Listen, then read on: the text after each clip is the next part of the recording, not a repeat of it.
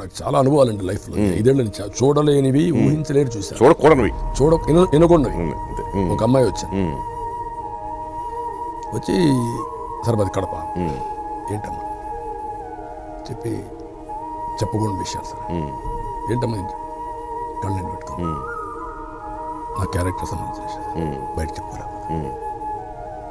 ఎవరు చెప్పరా, కనీసం మీరన్నా కాపాడండి.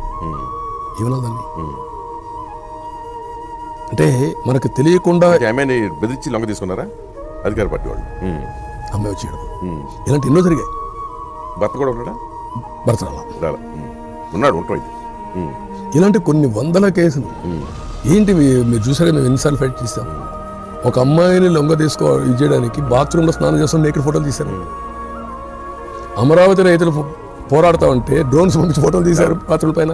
మరి ఇమాజిన్, ఊహించారా మీరు?